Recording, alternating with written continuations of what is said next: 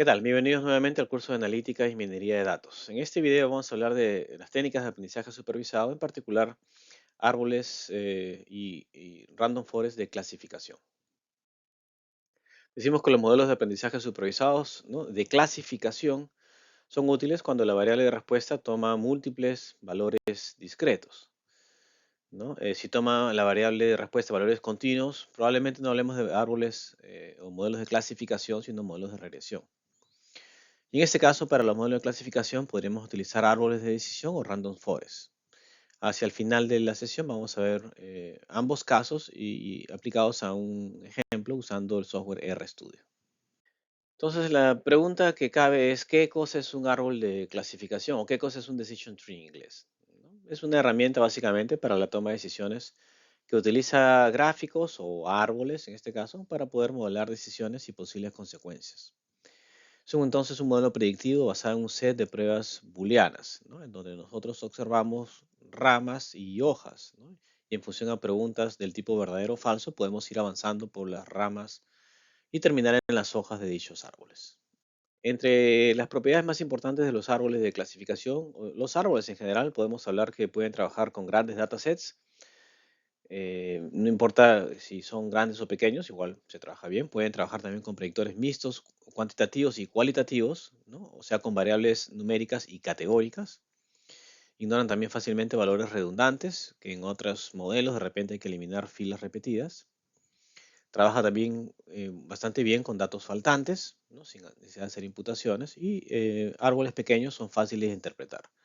Vamos a ver luego que el tamaño del árbol también se puede modificar.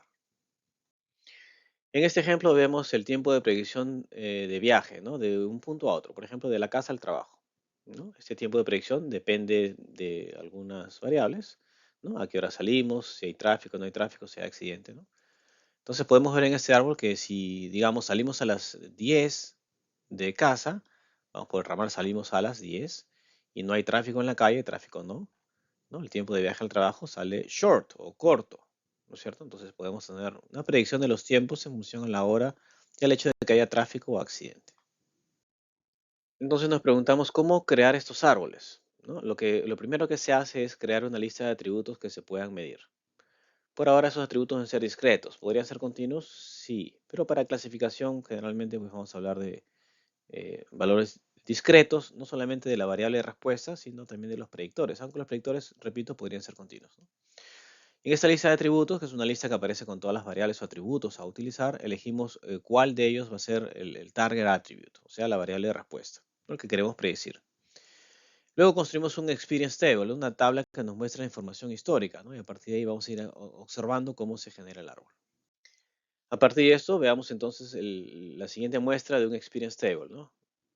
Acá vemos, por ejemplo, 13 personas observadas, ¿no?, con atributos: salimos a ¿a qué hora salen de casa? Cómo está el clima al momento que salen, si hay accidente o no en la carretera, si hay tráfico o no, y cuánto tiempo se demoraron. Entonces, en la gráfica anterior se hablaba de accidente, tráfico y el tiempo, pero no se hablaba del atributo salimos, o perdón, clima, ¿no? El atributo clima no se mencionaba. Inclusive el atributo salimos a también estaba, ¿no? ¿Por qué el clima no se mencionaba? ¿Por qué no salió en el gráfico cuando la información sí la proporcionaba, ¿no?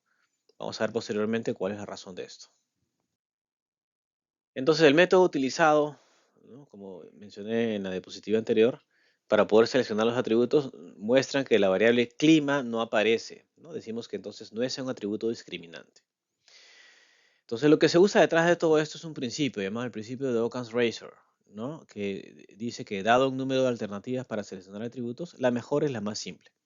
O sea, lo que se busca es tratar de determinar qué variables explican mejor la variable de respuesta, ¿no? Entonces, de las filas que vimos en la Experience Table, hay que ver eh, en qué casos, por ejemplo, en cuántas instancias o en cuántas filas la variable de respuesta queda bien definida cuando defino atributos, ¿no? Y se ve que clima no es esa variable, ¿no? Es la que menos explica. La idea básica entonces detrás de todo esto es escoger el mejor atributo o atributos para dividir las instancias, los datos, las filas, ¿no?, que faltan, y hacer de ese atributo un nodo de decisión. El proceso se repite de manera recursiva para cada subrama del árbol. El criterio de parada entonces en el algoritmo es que vamos a detenernos cuando todas las instancias tienen el mismo valor del target attribute y ya no hay más que avanzar en el árbol, o ya no hay más atributos ni más instancias para poder incorporar en la decisión. Regresando al pequeño ejemplo, ¿cómo sabemos que la separación del árbol debe darse usando los atributos salimos alas, luego tráfico y luego accidente? ¿No? ¿Y por qué no se usa clima? Obviamente el software necesita un criterio numérico para tomar esta decisión que se hace obviamente rápidamente. Y el criterio que se usa detrás de todo esto se llama el criterio de la entropía, ¿no? Decimos que para determinar el mejor atributo, la mayoría de los algoritmos lo dividen basándose en la entropía o la medida de desinformación. La entropía, entonces, como es desinformación, queremos minimizarla, ¿no? Y se minimiza cuando los valores del target attribute son iguales, ¿no? Por ejemplo, si sabemos que el tiempo de viaje siempre será short, la entropía va a ser cero, ¿no? Pero es maximizada cuando los valores del target attribute tienen, por ejemplo, mismas posibilidades de ocurrir. Digamos que si el tiempo de viaje es short en 3 casos, medium en 3 casos y largo en 3 casos, ¿no? Hay mucha dispersión ahí, ¿no? Mucha desinformación. La entropía en ese caso es maximizada y es algo que no. Entonces, bajo este criterio de entropía, los algoritmos dividen los datos basados en los atributos que tienen la entropía más baja, ¿no? Entonces, los nodos superiores del árbol y conforme van descendiendo son los que tienen la entropía de más baja a más alta. Lo que se hace es se calcula la entropía para todos los valores de un atributo como la suma ponderada de subentropías. Algunos algoritmos también lo que utilizan es la medida contraria. En vez de la entropía, utilizan lo que se llama el information gain o la ganancia de información, ¿no? Entonces, las variables que tengan la entropía más baja, ¿no? En este caso, son las que van a tener el information gain más alto. Entonces, para el ejemplo previo, si calculamos la entropía y el information gain, tenemos los resultados mostrados en esta diapositiva, ¿no? Ustedes pueden ver ahí la entropía esperada es más baja, ¿no? El grado de desorden en la variable hora, ¿no? 0.65. Y corresponde con la variable o el atributo, en este caso hora, que tiene el information gain más alto. Por eso que se elige primero, ¿no? Hora es la que va arriba en el nodo. La siguiente entropía más baja viene para accidente y luego tráfico. El information gain también, ¿no? El siguiente más alto es accidente y luego tráfico. Se eligen segundo y tercero. Y después, si es que hubiera que elegir alguna otra, se elegiría clima, que es la más baja, ¿no? Pero se ve que para este problema clima ya no discrimina, ya no es necesario, ¿no? El criterio de parada se dio antes de esto, entonces no se incluye en el árbol, ¿no? Pero esto recuerden que es automático. Ahora, si en vez de hablar de árboles hablamos de modelos de random forest, recuerden que random forest se da básicamente como la colección de muchos árboles, ¿no? Se construye un gran número de árboles y se ponen juntos y cada árbol vota en la decisión final. Esto mejora las decisiones con respecto a los árboles, pero hacen el modelo menos interpretable porque no hay una tampoco explicación gráfica de esto. Pero al momento de hacer los votos en muchos árboles, ¿no? Se incrementa la precisión del modelo. Entonces, generalmente los modelos de Random Forest tienen un accuracy más alto que los árboles que se usaron para formarlo. Cabe recordar que cada árbol se construye de una muestra, decimos bootstrapped, de los datos, ¿no? Es una muestra que se saca cuando se toman observaciones aleatorias con reemplazo. Por ejemplo, supongamos que tenemos los datos 1, 2, 3, 4 y 5, ¿no? Si yo saco muestras, yo voy a sacar los 5 números, pero ninguno se va a repetir, porque generalmente es una muestra sin reposición. Cuando es con reposición, por ejemplo, yo saco el número 1 y lo devuelvo. Entonces podría sacarlo de nuevo. Entonces yo podría tener que los datos que utilizo para el primer árbol sean los valores 1, 4, 3, 2, 1. Vean que el 1 está repetido, ¿no? Para el segundo árbol podría ser 3, 5, 2, 5, 1. El 5 se repite, ¿no?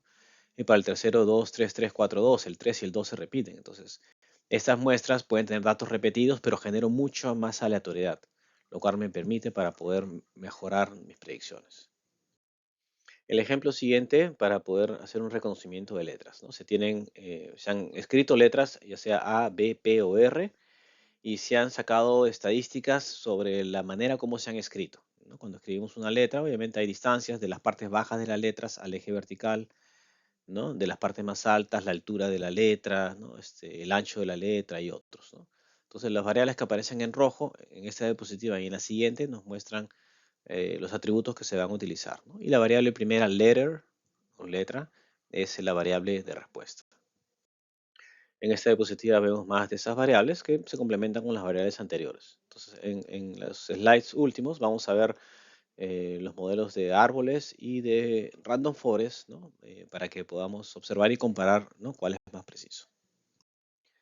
Todo empieza leyendo los datos, ¿no? Hay que cargar los datos en el software de RStudio, los cargamos con la función read.csv, ¿no? Del archivo letters, que es donde están los datos. Y la variable de respuesta la pasamos como variable categórica, ¿no? Ponemos as.factor de esa variable de respuesta. Luego se dividen los datos en training y testing. Por ejemplo, para este caso se han dividido 50% para cada lado, ¿no? Se fija una semilla en 2000, que es un valor aleatorio simplemente para hacer trazabilidad, ¿no? Y poder reproducir lo que nos va a salir. Ojo que la reproducción es fidedigna para árboles, pero para random forest no, a pesar de fijar una semilla. Entonces acá tenemos el dataset training y testing, ¿no? Que se van a utilizar uno para crear el modelo y otro para testearlo. Entonces, si construyamos el árbol, ¿no? Digamos, primera línea del código en rojo nos da la función en el software de RStudio para poder construir el árbol. Solamente hay que incluir la opción method equal class porque es classification, con los datos del train. Luego hacemos las predicciones, ¿no? Con la función predict del modelo en el dataset llamado test. Y hay que poner type equal class de clasificación. Y luego construimos la matriz de confusión. Esta matriz de confusión tenemos ahí que sobre la diagonal principal se encuentran las predicciones correctas, ¿no? Entonces, el accuracy se calcula como la suma de los elementos de la matriz o de la diagonal principal entre la suma total de elementos, ¿no? Y esto nos da un 87.86% de precisión bajo el árbol. Veamos en la última diapositiva cuál es la precisión utilizando el modelo de Random Forest. En el modelo de Random Forest hacemos algo similar, fijamos otra semilla, podría ser la misma, no hay problema. Para hemos puesto 1000, hacemos el modelo, la predicción y posteriormente la matriz de confusión. Luego calculamos también el accuracy y el accuracy para este caso nos sale 98%, ¿no? Mucho más que el anterior. Recuerden que este Random Forest se construye a partir de muchos árboles, ¿no? Todos votan en la decisión y finalmente obtenemos algo mucho más potente. Como conclusiones podemos mencionar que los árboles de clasificación son fáciles de implementar y útiles de interpretar, ¿no?